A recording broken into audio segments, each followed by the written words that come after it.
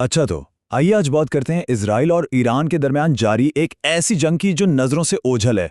एक ऐसा महाज जहां गोलियां नहीं बल्कि कोड्स चलते हैं और सबसे बड़ा हथियार कोई टैंक या मिसाइल नहीं बल्कि मालूमात है। तो सवाल ये उठता है कि आज की जदीद जंग में ज्यादा ताकतवर क्या है, एक मिसाइल या फिर एक मीम? इस तज्जिए में हम यही देखने जा रहे हैं कि किस तरह हुकूमतों की पुशपनाही से होने वाले साइबर हमले और वायरल डिसइंफॉर्मेशन यानी गलत मालूमात स्ट्रेटेजिक हथियारों में बदल गए हैं और उन्होंने लड़ाई के पूरे तस्वुर को ही बदल कर रख दिया है। तो आइए शुरुआत करते हैं डिजिटल हमलों की सबसे बराह रास्त किस्म से, यानी वो हमले जहां कोड की चंद लाइनें हकीकी दुनिया में, फिजिकल दुनिया में तबाही मचा देती हैं। मिसाल के तौर पर प्रेडेटरी स्पैरो नामी एक हैकिंग ग्रुप जिसका ताल्लुक इसराइल से जोड़ा जाता है, उसने एक बहुत बड़े हमले की जिम्मेदारी कबूल की। लेकिन दिलचस्प बात यह है कि यह हमला किसी फौजी अड्डे पर नहीं था बल्कि ईरान के मालियाती निज़ाम के बिल्कुल मरकज़ पर किया गया था। और बात यहीं ख़त्म नहीं हुई। इसके बाद इसी ग्रुप ने नोबिटेक्स को निशाना बनाया, जो ईरान की एक बहुत बड़ी क्रिप्टो करेंसी एक्सचेंज है। मकसद बिल्कुल साफ था, ईरानी हुकूमत की बैनुल-अक़वामी पाबंदियों को बायपास करने की सलाहियत को ख़त्म करना, मतलब उन्हें माशी तौर पर वहां चोट पहुंचाना जहां सबसे ज़्यादा तकलीफ हो। और इन साइबर हमलों का असर कोई मामूली नहीं था। आप खुद अंदाज़ा लगाएं, सिर्फ नोबिटेक्स एक्सचेंज से चोरी किए गए डिजिटल असासों की मालियात करोड़ों डॉलर में थी। इसके जवाब में ईरान की हिकमत अमली बिल्कुल मुख्तलिफ थी। उन्होंने शुरू में इंफ्रास्ट्रक्चर को तबाह करने पर तवज्जो नहीं दी, बल्कि उनका हदफ था इसराइली अवाम के जहनों में खौफ और अफरा तफरी पैदा करना। ये एक तरह से नफ्सियाती जंग का आगाज था। और इनकी हिकमत अमली की कुछ मिसालें देखें, जैसे इसराइल के होम फ्रंट कमांड के नाम से जाली इमरजेंसी मैसेजेस भेजना, या फिर गैस स्टेशनों पर पेट्रोल की कमी की झूठी अफवाहें फैलाना, या दहशतगर्द हमलों के जाली अलर्ट्स जारी करना। इन सब का मकसद एक ही था, अवाम में खौफ व हिरास फैलाना और सरकारी इदारों पर से लोगों का एतमाद ख़त्म कर देना। लेकिन ये जंग सिर्फ दो हुकूमतों के दरमियान नहीं है। अब हम इस लड़ाई की अगली सदा पर चलते हैं, जहां मैदान में रियासतों के साथ साथ हैक्टिविस्ट्स की एक आलमी, गैर मुनज़्ज़म और अफरा तफरी से भरी फौज भी शामिल हो चुकी है। सोचें, 100 से ज़्यादा मुख्तलिफ हैक्टिविस्ट ग्रुप्स हैं जो ऑनलाइन मैदान में कूद पड़े हैं।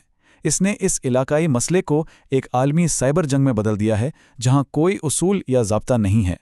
लेकिन ये जो डिजिटल हुजूम है, ये बिल्कुल भी मुतवाज़िन नहीं है। जैसा कि इस चार्ट से ज़ाहिर है, ईरान के हामी ग्रुपों की तादाद इजराइल की हिमायत करने वालों से कहीं ज़्यादा है, और ज़ाहिर है इससे उन्हें ऑनलाइन बयानिया को कंट्रोल करने में एक बड़ा फ़ायदा मिलता है। और ये हीट मैप दिखाता है कि ये जंग अब किसी एक खत्ते तक महदूद नहीं रही। आप देख सकते हैं कि बांग्लादेश से लेकर मुराकश तक दुनिया भर से हैकर्स अपने अपने फरीक के लिए हमले कर रहे हैं। इससे ये भी पता चलता है कि डिजिटल दुनिया में सरहदों की कोई अहमियत नहीं रही। तो इस सब का असल मतलब क्या है? मतलब यह है कि अब मैदान जंग सिर्फ कंप्यूटर सिस्टम नहीं रहे, बल्कि ये इंसानी जहन तक फैल चुका है। ये एक ऐसी जंग है जहां खुद हकीकत एक मुतनाज़िया चीज़ बन गई है।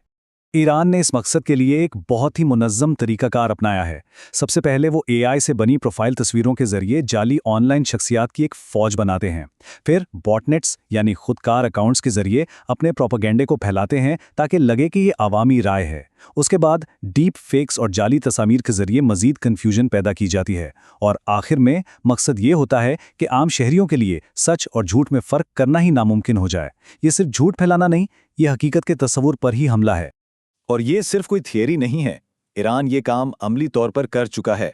मिसाल के तौर पर मुत्तहिदा अरब अमीरात में टीवी सर्विसेज को हैक करके एक ऐसा न्यूज़ बुलेटिन नशर किया गया जिसमें एंकर एआई से बनाया गया था और वो मुकम्मल तौर पर तेहरान का प्रोपेगेंडा फैला रहा था।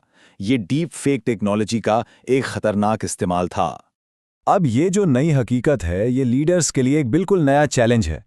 सवाल यह है कि आप एक वायरल होती हुई साजिशी थ्योरी से कैसे लड़ेंगे, खास तौर पर तब जब वो थ्योरी आप ही के बारे में हो। इसकी एक बहुत बड़ी मिसाल 6 उंगलियों वाली साजिशी थ्योरी थी। एक अफवाह फैलाई गई कि इसराइली वजीर आज़म नेतन्याहू की जो वीडियोज़ आ रही हैं वो असली नहीं बल्कि एआई से बनी हैं, और सबूत के तौर पर एक वीडियो में मुबैना तौर पर उनकी एक इजाफी उंगली दिखाई गई। तो ऐसे हमले का जवाब कैसे दिया जाए?